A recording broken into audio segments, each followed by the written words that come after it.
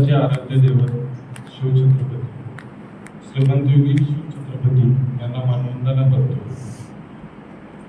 महायोगी Swami Vivekananda, Mahatma Jyotiba Phule, Gyanjyoti Savitribai Phule, missile man Abdul Kalam Azad, उद्योगरत्न Ratan Tata यांचं स्मरण करतो. आपल्या संस्थेचे अध्यक्ष जमादार सर, माझे कॉलेज मित्र प्रसाद पात्रेकर सर, तुमच्या कॉलेजचे प्रिन्सिपल यांचं ऋण व्यक्त करतो. मी मूळचा वायपळे गावामध्ये बाळासाहेब देसाई स्कूल वायपळे मी 10वीपर्यंत शिक्षण घेतलं.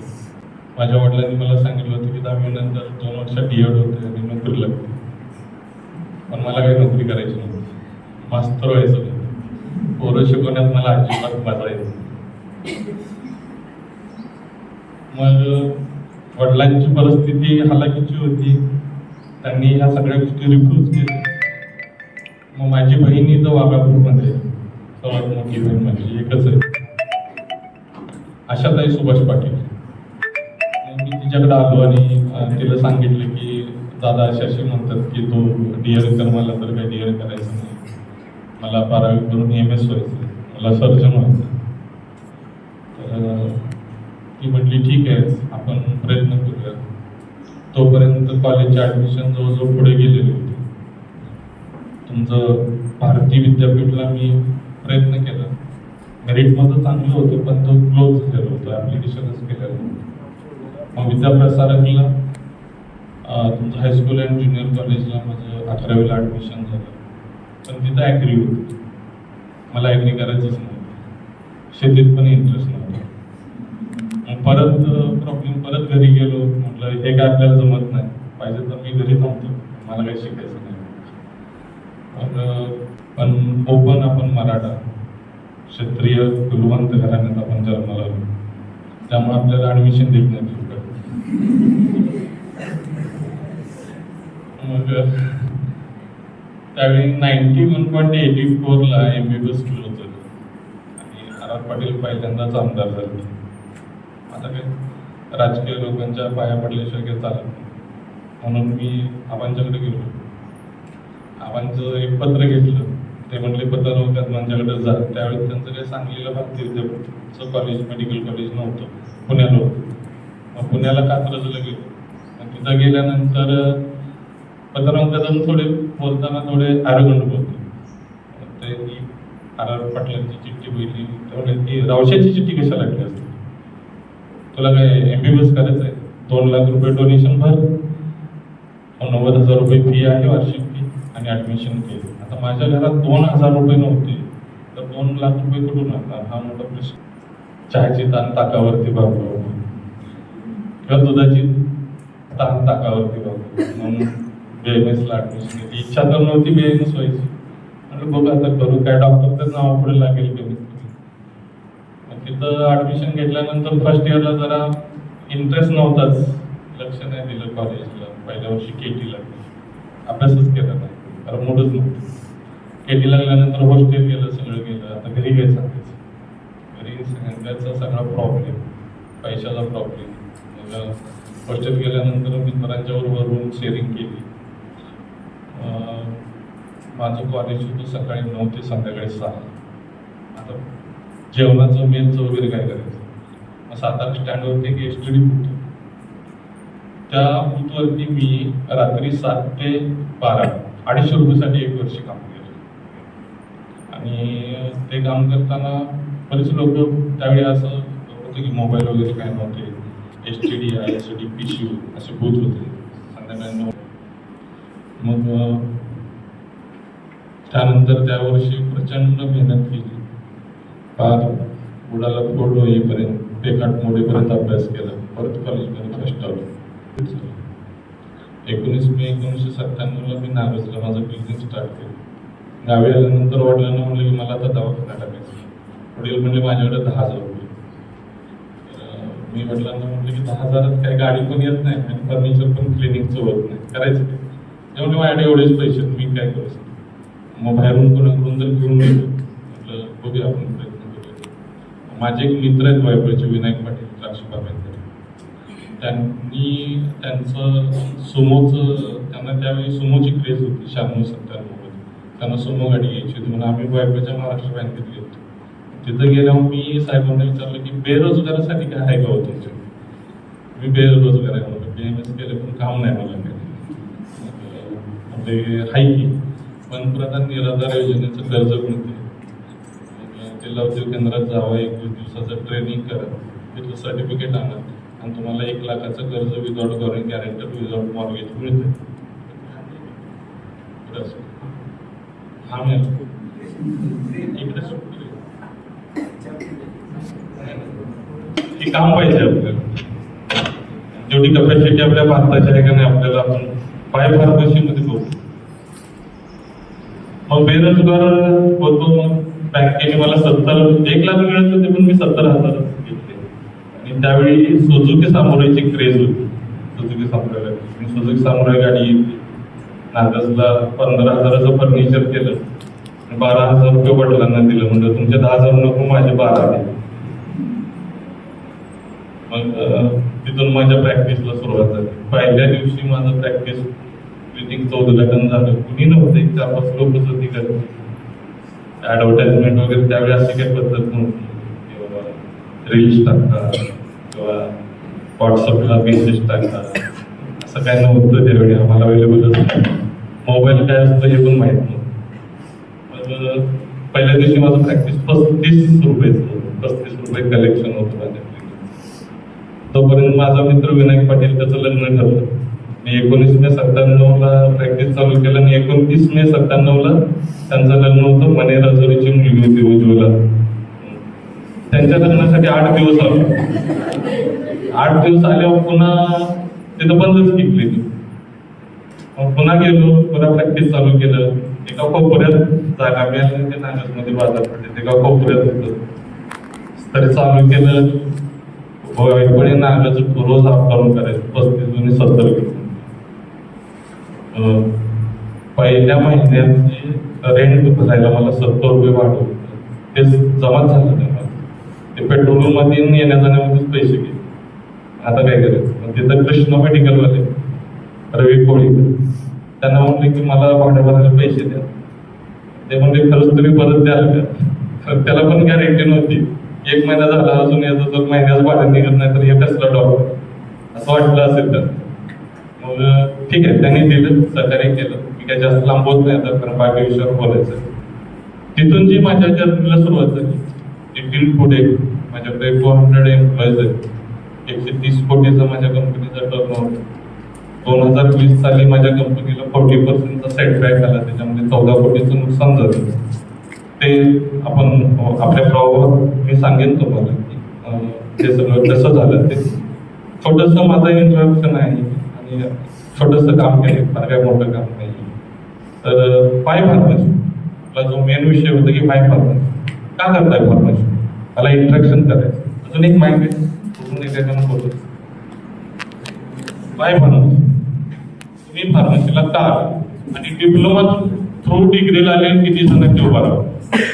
डायरेक्ट सेकंड इयर किती जण? कोण उभा राहायचं? पटपट उभा राहायचं.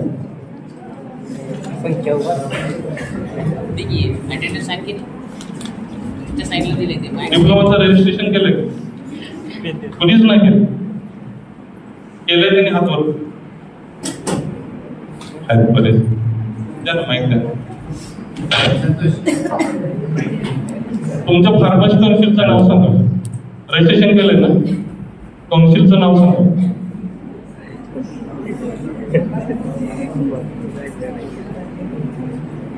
बघू तुमचं जनरल नॉलेज किती जरा चेक करू. फार्मसी काउन्सिल ऑफ इंडिया, ते इंडियाचं जर तुला रजिस्ट्रेशन महाराष्ट्राच्या फार्मसी काउन्सिलने केलं. MSPC जरा सर्टिफिकेट व्यवस्थित वाचून बघेल. काय सांग काउन्सिलचं नाव काय?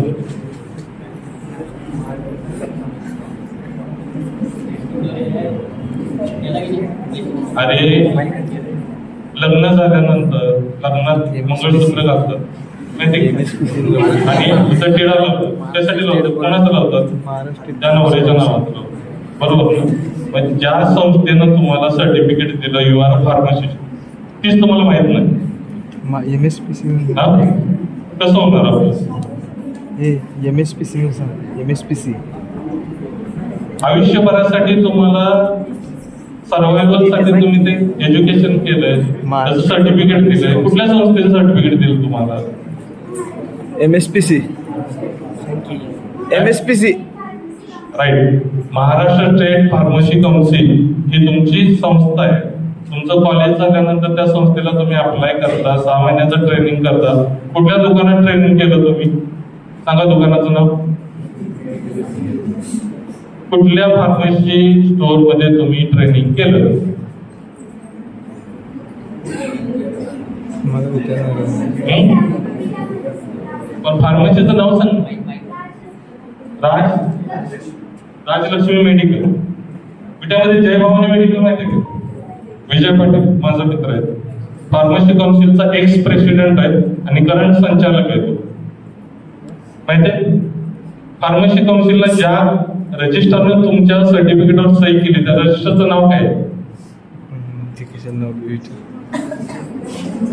रजिस्टरच्या सहीनं तुम्हाला ते सर्टिफिकेट बहाल करण्यात आलं, तुम्हाला PPP कार्ड देण्यात आलं. त्या काउन्सिलच्या रजिस्टरचं नाव काय? कशाला फार्मसी केलं? घरात दोन्ही भांडे हाऊसवाईफ व्हायचे.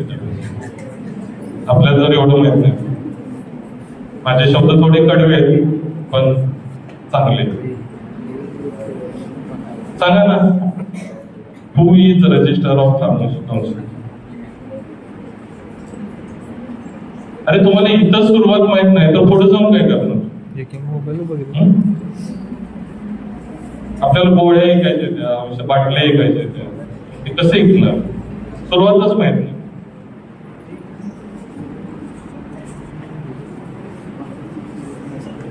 फार्मसी फील्ड ही आरोग्याची किती नंबरचा कणा आहे सांगू शकेल?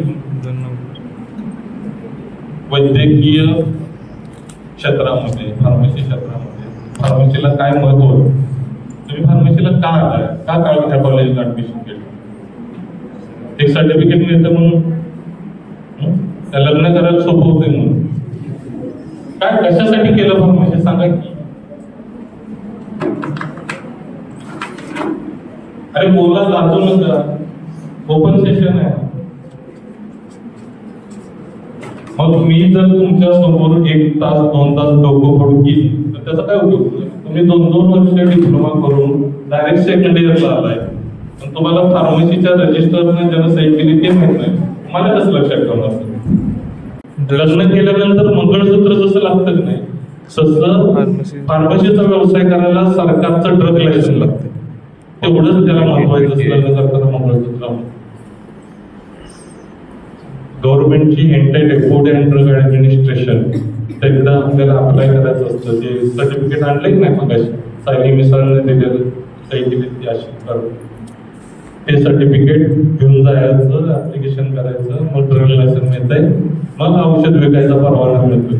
नुसतं फार्मसी केलं की औषध विकायला येत नाही. By pharmacy. तर म्हणून मी विचार केला की आपल्यात पण हा शब्द आहे म्हणतो. का तर माझ्या बायकोचं नाव प्रीती, माझं नाव गौतम, म्हणून मी PNG form Preeti and Gautam. जर प्रोक्टर अँड गॅम्बल जगात व्यवसाय करू शकतात तर प्रीती अँड गौतम हवा. ते दोघं मित्र होते, आम्ही दोघं नवरा बायको. तर आम्ही दोघं ह्या व्यवसायाला 4 चांद लावू शकतो. म्हणून माझ्या ब्रँडचं नाव आहे PNG मेडिको, PNG मेडिसिन्स. हे होलसेल आहे. माझ्या वेअरहाऊसचं नाव आहे PNG वेअरहाऊस. माझा ॲप आहे, ॲप तो मुंबईत चालतो, इकडे चालत नाही. तर ॲप पण PNGच्या नाव आहे मोबाईलमध्ये. माझ्या बायकोने एकदा विचारलं, तुझ्याशी लग्न करून मी काय मिळवू? मी म्हणलं, तुला नाव दिलं. तसं नाव दिलं. एका मेडिकल स्टोअरमध्ये कमीत कमी 40,000 स्क्यूज असतात. स्क्यूज म्हणजे प्रोडक्ट. त्याला बारकोड लावते ना, ते बारकोड. मी म्हणलं आपली 15-17 दुकान आहे, 40,000 × 15 किती झालं सांगा. साधारण 15 म्हणजे किती झालं? 60 लाख झालं. 60 लाख प्रोडक्टवरती तुझं नाव टाकलंय म्हणलं. 60 लाख प्रोडक्टवरती तुझं नाव टाकलंय आणि ते सायकल होतंय, एकदा नाही, सायकल होतंय. प्रत्येक महिन्याला जर वर्षाचा 130 कोटी टर्नओव्हर आहे तर महिन्याचा किती झाला? 12 कोटीचा टर्नओव्हर झाला, बरोबर? 12-13 कोटीचा झाला. तर 13 कोटी फिरते आणि प्रत्येक फिरण्यावरती तुझं नाव आहे कोणी. याच्यापेक्षा दुसरं काय नाही करू शकत नाही.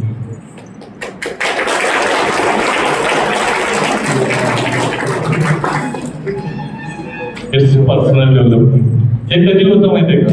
हे फक्त सरस्वती नव्हतं, पैशात नाही होतं. मी डॉक्टर झालो तेव्हा तुम्हाला सांगितलं माझ्याकडे पैसे नव्हते, गाडी घ्यायला पैसे नव्हतं, दवाखान्यात टाकायला पैसे नव्हते. पैसे कोणी दिले? शासनाने पैसे दिले. आज माझी अशी अवस्था आहे की मी 21 मार्चला माझा 50वा वाढदिवस आणि मी आता माझ्या कंपनीतून रिटायरमेंट घेऊन ॲज अ CEO पोस्ट सोडून मी आता ॲज अ कन्सल्टंट म्हणून काम करणार आहे इथून पुढे. इथून पुढे मी फक्त समाज प्रबोधनाचं काम करणार, कारण मला मिळालेली सरस्वती ही आता माझ्याकडे आहे, तर ती वाटायला पाहिजे का? त्याच्यासाठी मी इथून पुढे आतापर्यंत 130 कॉलेजेसवरती माझे लेक्चर झाले. किती? 130 कॉलेज. तुमचं कॉलेज आहे 130वं. कंटाळा आला ना कुणाला? मला ऐकताना ज्याला कंटाळा आला असेल त्यांनी बाहेर जावं. मला बुजबुज चालत नाही. पिवळी मॅडम तिकडे कोपऱ्यात पिवळा ड्रेस, पुढे बघा, कुठून उभा राहा. जर इंटरेस्ट नसेल तर गेट आउट. इथं बसायचं नाही. इथं कीर्तन सांगायला नाही आलो मी. हे सगळं आत्मसात करायला मला 28 वर्ष गेले.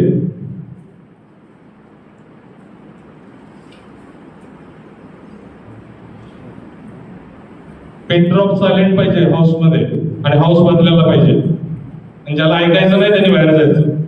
मी रिकाम्या खुर्च्यांना सुद्धा संबोधन करू शकतो, तेवढी ताकद आहे माझ्यात.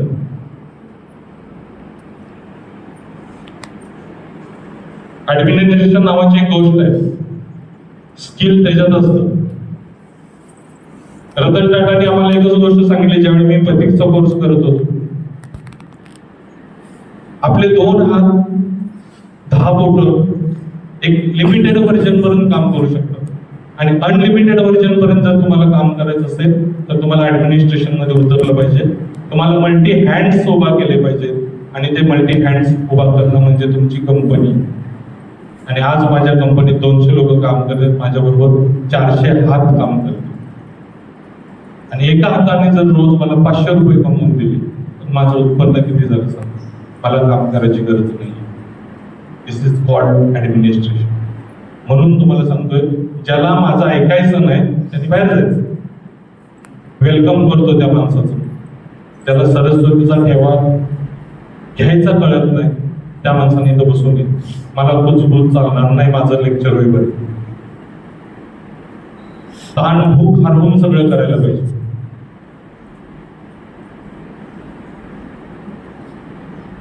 सॉरी, माझा हा स्वभाव आहे, त्यामुळे 200 माणसं मी नसताना काम करतो. माझा एकही एम्प्लॉय माझ्यासमोर आय टू आय कॉन्टॅक्ट न करू शकत. 2002ला 12 मार्च 2002ला ज्यावेळी माझी पहिल्या दुकानाची सुरुवात केली त्यावेळी आम्ही 4 आहोत, मी आणि माझी पत्नी. आज माझ्याकडे 200 आहात आहे. 2030ला माझं विजन आहे की माझी कंपनी 500 कोटीच्या टर्नओव्हरमध्ये जाईल आणि 2035ला माझी कंपनी IPO मध्ये. जर संजय घोडावत राजस्थानवरून येऊन जयसिंगपूरला स्वतःचं साम्राज्य उभं करू शकतो तर आपण या मातीतली माणसं आपण काय करायचं? कोणी अडवलं तुम्हाला? का अडवलं?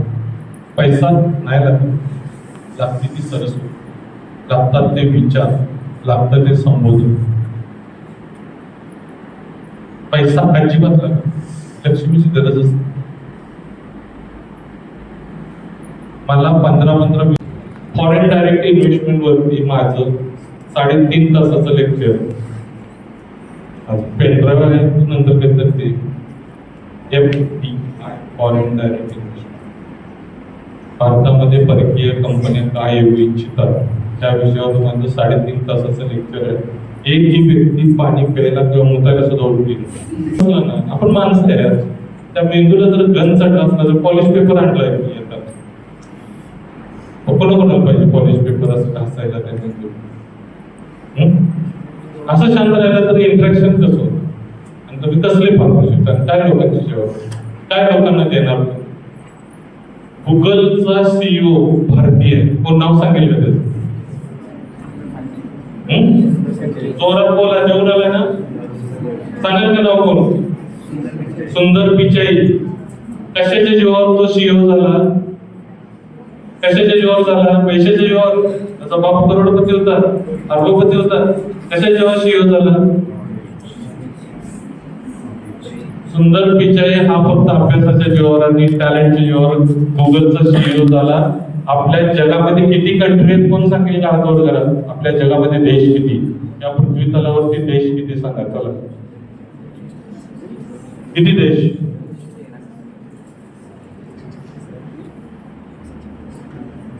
एकशे 97 कंट्रीज आहेत आपल्या जगामध्ये. गुगल करून बघा, अँड्रॉइड मोबाईल असेल. 197 कंट्रीज आहेत आणि ह्या जगातली एकमेव कंट्री आहे नॉर्वे. तिथं 6 महिने दिवस असतो, 6 महिने रात्र असतो. मी नॉर्वेला जाऊन आलो. I am witness of Norway. रात्र नाहीच, 6 महिने दिवस. आणि अमेरिकेतलं नॉर्थचं सगळ्यात शेवटचं शहर आहे. हे कशाच्या जेव्हा शक्य होतं माहिती आहे? फक्त सरस्वती आणि धन्वंतरी. लक्ष्मीची गरज नाही. ओनली सरस्वती आणि धन्वंतरी. संत ज्ञानेश्वर महाराजांना आजही आठवतो ना, एवढा मोठा इतिहास शिवाजी महाराजांना घडवला. कसे घडवला? शिवाजी महाराजांना काय म्हटलं होतं? काय म्हणून संबोधलं होतं? गनिमी कावा. गनिमी कावा कुठून आला? त्यांचे गुरु दादाजी कोंडदेव, त्यांची मातृगुरु जिजामाता, या रामदास स्वामी. आता त्याच्यात वाद आहे, तर मी जात नाही. रामदास स्वामी सुद्धा शिवाजी महाराजांचे गुरु मानले जातात. त्या लोकांनी शिवाजी महाराजांना ज्ञानार्जनाचं काम केलं.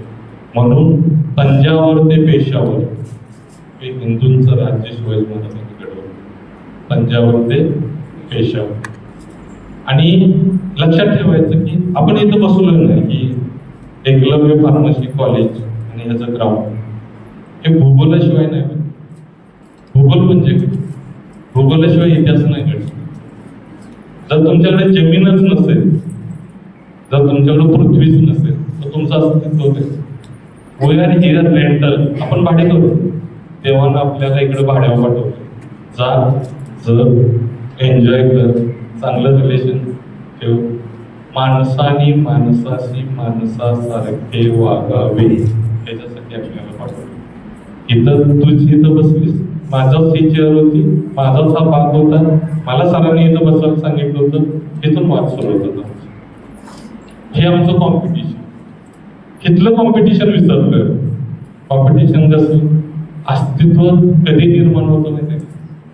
सरस्वतीचं वर्षा होईल, पाऊस होईल, पाऊस.